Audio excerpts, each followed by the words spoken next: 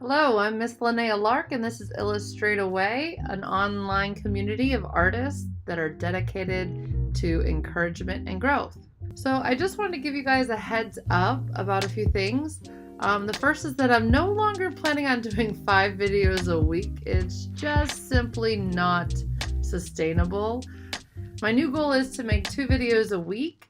One will have all the sketches for all the days, and then the second video will have a more detailed drawing of one of those sketches into a final piece with more details and shading and or painting or whatever it is that I'm choosing to use that week for the medium.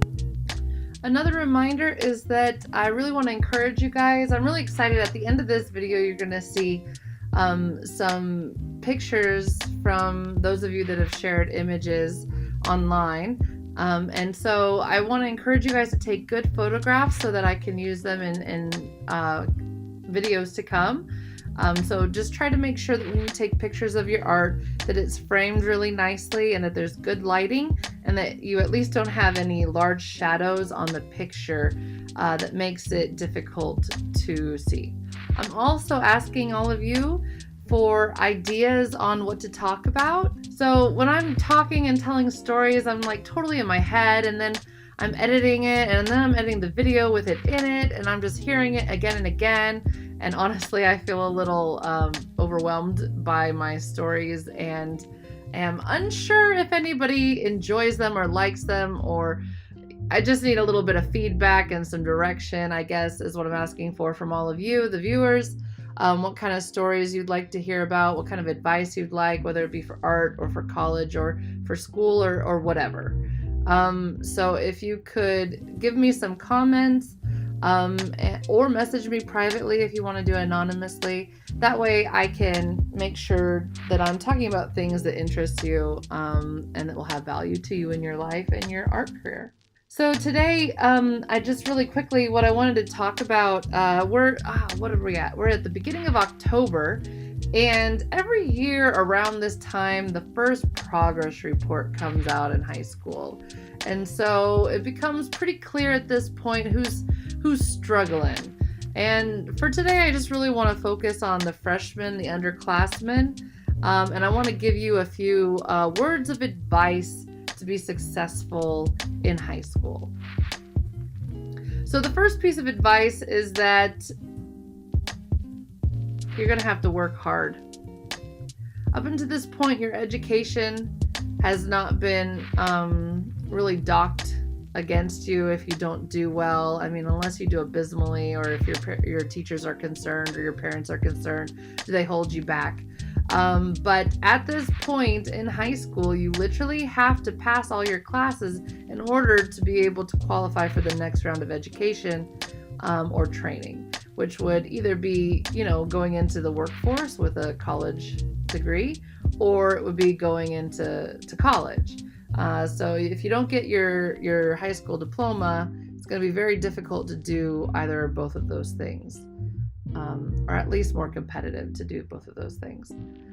So I just want to encourage you not to waste your time. The first thing that I want to say to you is do not waste your time. Nobody likes to take Saturday school. Nobody likes to take night school or summer school or online extra classes in the evenings to where you have absolutely no free time. The more time that you squander as a freshman or sophomore, the more time that you're going to have to make up, the less leisure time you're going to have as an upperclassman. And so what I would suggest to all of you is to not waste your time. Do your homework, figure out how each of your teachers grades, and make sure that you're doing all the requirements that they need to make sure that you're passing. The second piece of advice I'd like to give you is to be an advocate for yourself. If you are struggling, you're going to be the first person to know it. It's not going to be your parents, it's not going to be your teachers. And oftentimes what I find is that, especially freshmen, they like to hide the fact that they're struggling because this is your first time you're in high school and you're excited about this, new role in your life, and your parents see you as like kind of an older kid now, and it's not cool to be like, hey, I'm struggling. But hey, if you're struggling, you need to get the help.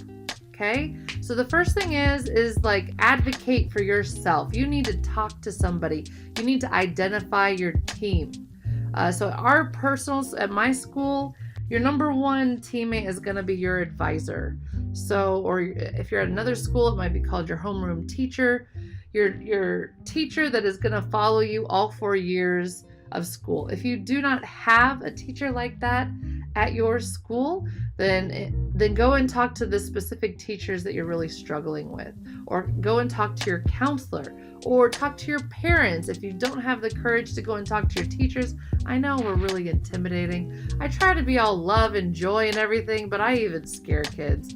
Sometimes, kids end up crying and I'm like, oh no, I get that you guys are tender and you're young, and we've been in high school. I don't know, this is my 17th year in high school. So it's all old hat to me, and sometimes as teachers we forget that you're really struggling. So take the time and ask sweetly and politely if you can have a moment of your teacher's time, and then be really frank and really honest with them. Be like, I'm struggling. I don't know what all I can do. If you have any tips for me, maybe you can ask to retake a test over again. Maybe you can ask for one-on-one tutoring time or phone numbers of people that can help you learn. Maybe you can sign up for another study hall. Maybe you can start a study group with your peers, with your friends that might be doing well and or struggling. You guys can pitch in together and try to figure things out as a group. So advocate for yourself. Figure out who that team is, whether it's friends, family, or teachers. Figure out who these people are, your counselors that are there to help you, and let them know that you're struggling. And then the third piece of advice I want to give you is to really sit down and think about why education is important. Why is it that the government mandates that all children in America are supposed to be educated? Like, you need to find some value in it. If you're one of these kids that are too cool for school and all you want to do is play around or get into bad things or whatever it is that you're into, whatever, you need a life perspective altering. So what I want to encourage you to do is I want you to do some research or figure out why it's valuable to you. What do you want out of life, and how is education going to help get you there? So whether it's if you want to make money, whether it's you want to have a family, whether it's you want to have a specific job, what kind of credential or certification do you need to have that job?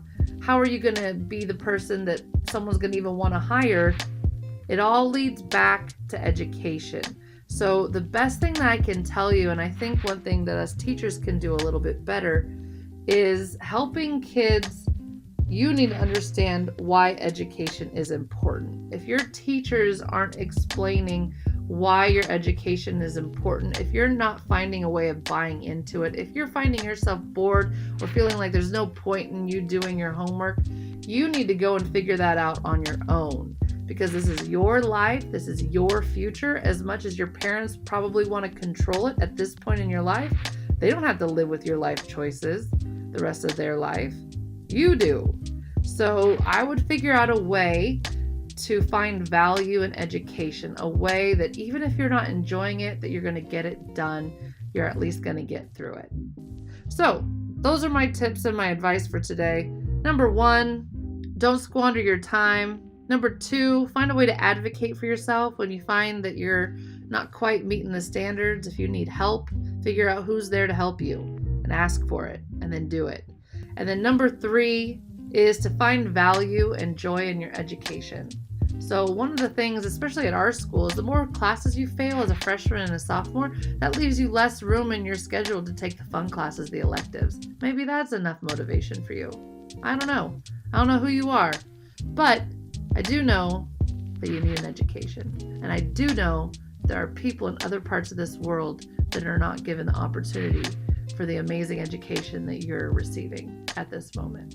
So get an attitude check, get a perspective check, and don't squander your education. I love you. Happy day.